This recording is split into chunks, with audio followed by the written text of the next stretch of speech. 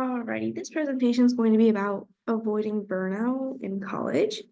We will go over what burnout is, what causes it, how we can say no to things to kind of limit that burnout, setting boundaries is kind of in there, how we can better schedule our day-to-day life, and of course, self-care. So, burnout is when a student starts to feel physically, emotionally, and mentally exhausted. It can look like a bunch of different things. I think the most obvious ones are less engagement in class or even not even showing up, emotional detachment, so kind of feeling numb a little bit, declined in performance. So maybe you were a straight A student before and your performance has kind of suffered due to burnout. Social withdrawal, so things you once really enjoyed, like going out with friends or getting coffee, studying with a group, things that you might not be interested in anymore.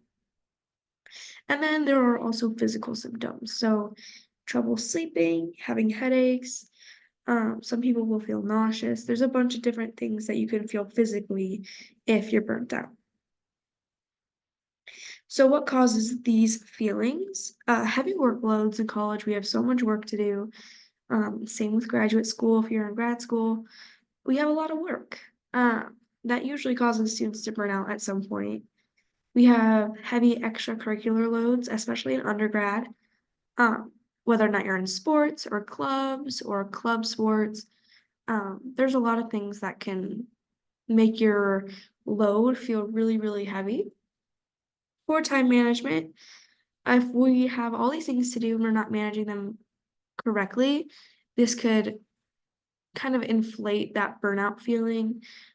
We need to be able to manage it so that we can limit burnout as much as possible.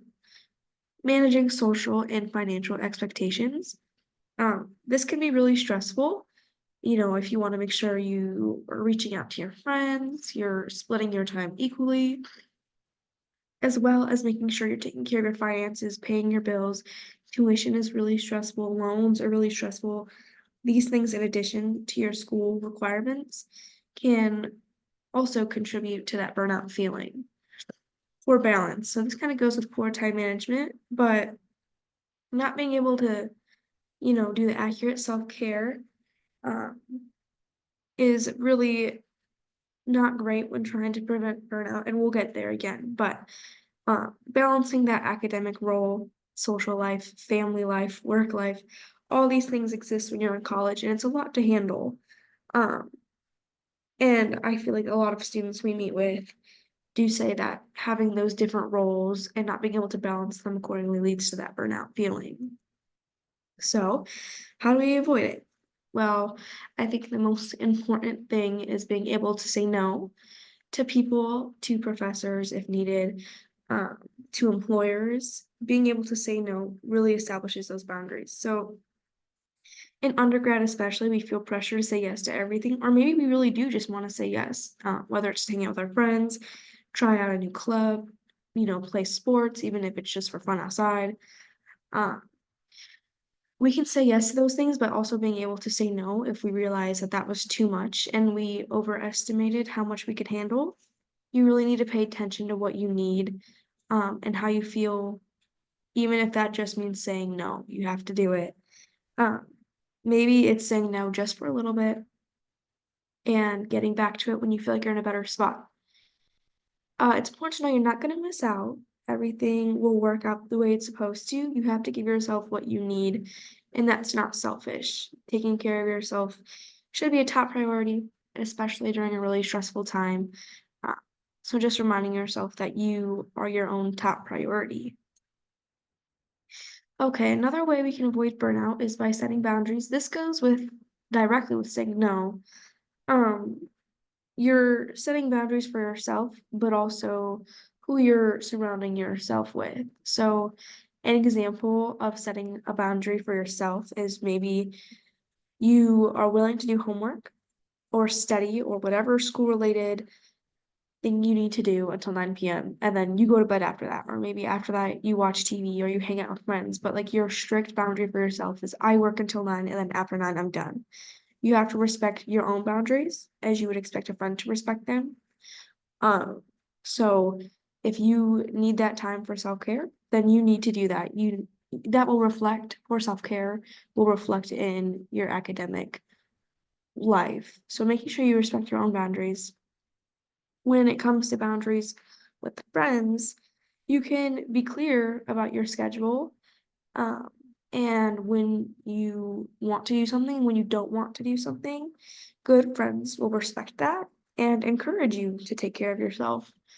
And boundaries can change. So if you need a week of super firm boundaries, if you have big tests coming up, set those boundaries with your friends that, hey, I can't go out this week because, I have to study or I need to make sure I'm getting enough sleep so I can perform well on my exam. Good friends will respect that.